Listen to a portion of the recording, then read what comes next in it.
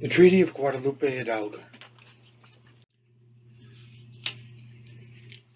The official title was the Treaty of Peace, Friendship, Limits, and Settlement between the United States of America and the Mexican Republic. It was signed on February 2, 1848 in the Villa de Guadalupe Hidalgo. It officially ended the Mexican-American War, which had lasted from 1846 to 1848. In this treaty, the United States acquired about 55% of Mexico's territory for $15 million. The treaty set a border between Texas and Mexico, and ceded land that now includes the states of California, Nevada, Utah, New Mexico, most of Arizona and Colorado, and parts of Oklahoma, Kansas, and Wyoming to the United States. It was ratified by the United States on March 10 and by Mexico on May 19. The ratifications were exchanged on May 30, and the treaty was proclaimed on July 4, 1848.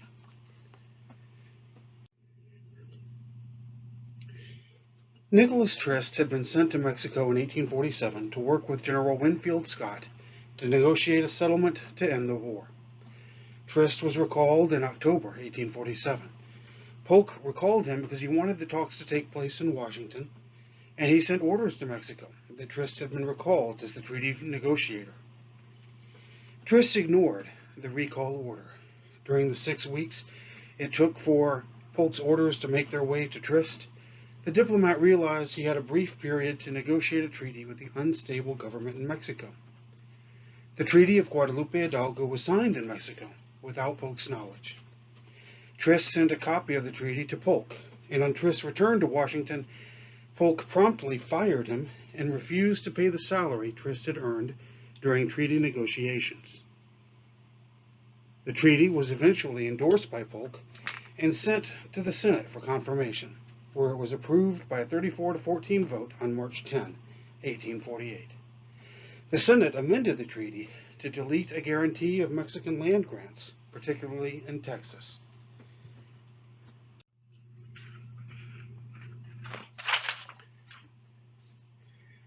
Comparing the boundary in the Adams-Onis Treaty to the Guadalupe Hidalgo boundary, Mexico conceded about 55% of its pre-war, pre-Texas territorial claims, and now has an area of 761,000 square miles.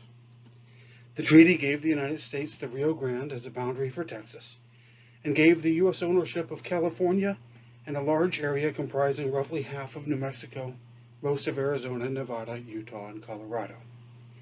In the United States, the 525,000 square miles of the area between the Adams-Onis and Guadalupe Hidalgo boundaries, outside the 389,000 square miles claimed by the Republic of Texas, is known as the Mexican Cession.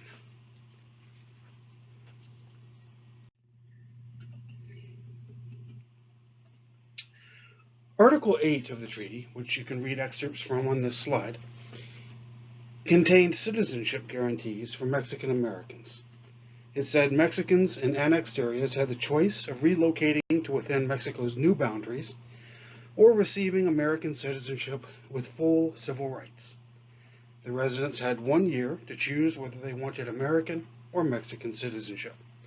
Over 90% chose American citizenship. The others returned to Mexico, or in some cases in New Mexico, were allowed to remain in place as Mexican citizens.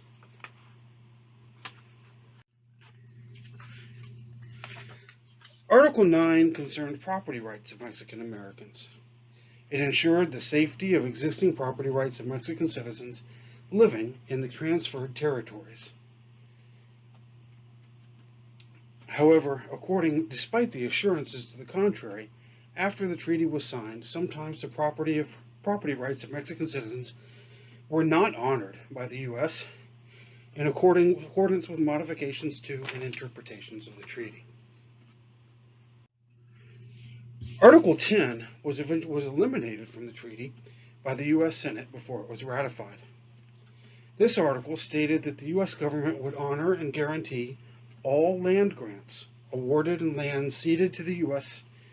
to citizens of Spain and Mexico by those respective governments.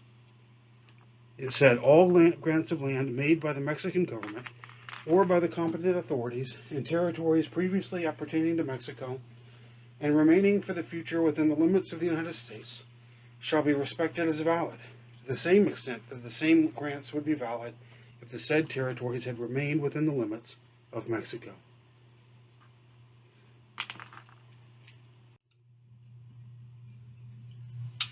Article 11 concerned Mexican concerns about Indian invasions from the territory that was now recognized as part of the United States. This was very important to Mexico, because this article provided that the United States would prevent and punish raids by Indians into Mexico. It would prohibit Americans from acquiring property, including livestock, taken by the Indians in those raids, and it stated that the U.S. would return captives of the Indians to Mexico. Mexicans believed that the U.S. had encouraged and assisted the Comanche and Apache raids that had devastated northern Mexico in the years before the war. And this was one reason why they insisted upon Article 11 so much. Unfortunately, however, Article 11 proved unenforceable. Destructive Indian raids continued despite a heavy U.S. presence near the Mexican border. Mexico filed 366 claims with the U.S. government for damages done by Comanche and Apache raids in the first 5 years after the signing of the Treaty of Guadalupe, Hidalgo. In 1853, in the Treaty of Mesilla, which concluded the Gadsden Purchase, Article 11 was annulled.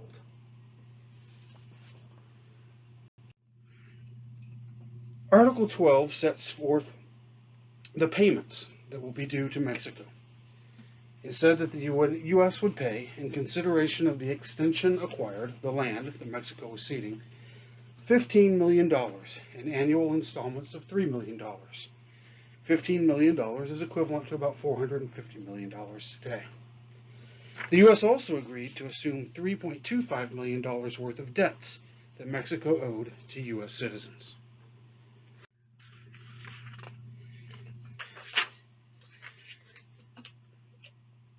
The Treaty of Guadalupe Hidalgo helped precipitate civil war in both Mexico and the United States. In Mexico, it left many citizens unsure of their country's future as an independent state. Political extremism followed, and civil war broke out at the end of 1857. The addition of the vast Mexican cession as new U.S. territory reopened a controversy in the United States over the expansion of slavery, a controversy that had been settled by the Missouri Compromise in 1820. Attempts to settle this new controversy, this reopened controversy, led to the Compromise of 1850 and the Kansas-Nebraska Act in 1854, and finally to the United States Civil War from 1861 to 1865.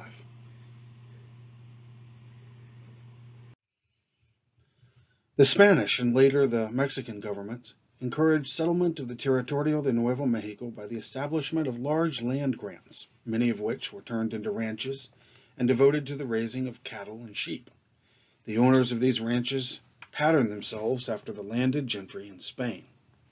Their workers included Native Americans, some of whom learned to speak Spanish and ride horses. Of the hundreds of grants, Spain made only a few. The remainder were made by Mexico after 1821. The ranches established land use patterns that are recognizable in the New Mexico of today. Land grants were made both to individuals and communities during the Spanish and Mexican periods of New Mexico's history. Nearly all of the Spanish records of land grants that were made in what is now New Mexico prior to the Pueblo Revolt of 1680 were destroyed in the revolt. Thus, historians can often only be certain of land grants that were made after the Spanish reconquest of New Mexico in 1693.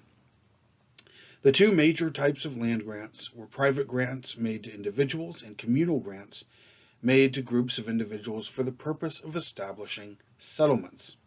Communal land grants were also made to the Pueblo Indians for the lands they inhabited.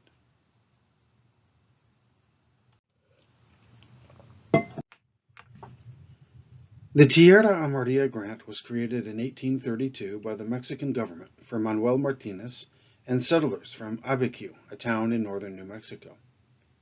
In 1860, the United States Congress confirmed the grant as a private grant rather than a community grant. Although a land patent for the grant required the completion of a geographical survey before issuance, some of Manuel Martinez's heirs began to sell the land to Anglo speculators. In 1950, the descendants of the original grant holders petitioned courts to reclaim their communal land, but were rebuked. In 1963, Reyes Tijerina created the Alianza Federal de Mercedes to organize and acquaint the heirs of all Spanish land grants covered by the Guadalupe Hidalgo Treaty with their rights. In June 1963, the Alianza sent letters to the governments of the United States and Mexico, reminding them of their obligations under the Treaty of Guadalupe Hidalgo. By 1964, the Alianza had over 6,000 members. A year later, its membership had increased to 14,000. At its 1966 convention, the Alianza counted 20,000 people in its fold. Nevertheless, the Alianza's activities raised the ire of many New Mexican Hispanics, who saw Tijerina as an outsider who had come to upset the status quo. For example, U.S. Senator Joseph Montoya spoke out against Tijerina and the Alianza, saying that the last thing the Spanish-speaking need is agitation, rabble-rousing, or creation of false hopes. He characterized Tijerina as an outsider who sparked violence and set back racial relations and an enemy of the United States.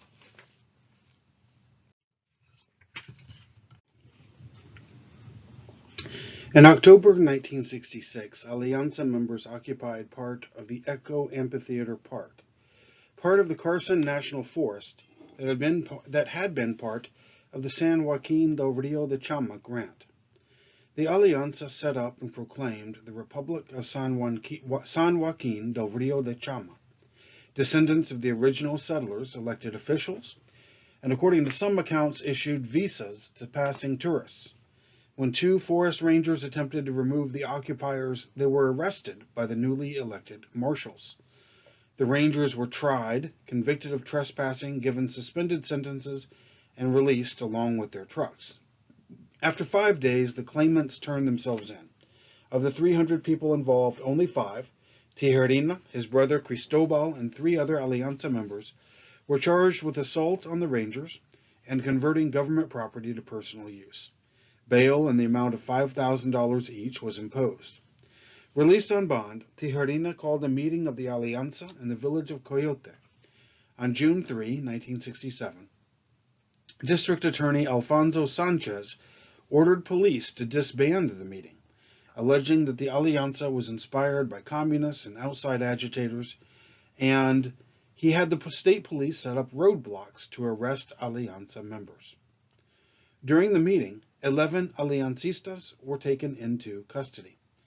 Tijerina and several members managed to avoid arrest and met near the town of Canjilon, where the Alianza condemned the arrests as illegal acts. On June 5, 1967, Tijerina led an armed raid on the Rio Arriba County Courthouse in Tierra Amarilla, New Mexico, to free the imprisoned members and to place a citizen's arrest on Sanchez for violating the Alianza's right of peaceable assembly in Coyote 2 days prior. Unbeknownst to Tijerina, the county judge had already freed the imprisoned members, while Sanchez himself was not present at the courthouse that day. In the ensuing confrontation, Eulogio Salazar, a prison guard, was shot, and Daniel Rivera, a sheriff's deputy, was badly injured. The Aliancistas fled with 2 abductees. The biggest manhunt in New Mexico history was launched to apprehend Tijerina and the members of the Alianza involved in the raid. The next Monday, Tijerina surrendered to authorities in Albuquerque and was charged with 54 criminal counts, including kidnapping and armed assault. The courthouse raid caught the attention of the national press and brought Tijerina's regional land grant crusade into the larger Chicano and civil rights movements. He met with activists from around the country, such as Rodolfo Gonzalez, the founder of the Denver-based Chicano organization La Cruzada por Justicia. At his trial, Tijerina defended himself with the help of two court-appointed lawyers. He was convicted of assault with intent to commit a violent felony, intent to kill or to commit mayhem, and of false imprisonment. He appealed his conviction to the New Mexico Court of Appeals, who certified the case to the New Mexico Supreme Court. His convictions were affirmed. Tijerina was ultimately convicted of destruction of federal property and assault on a federal officer, and sentenced to 2 years in prison.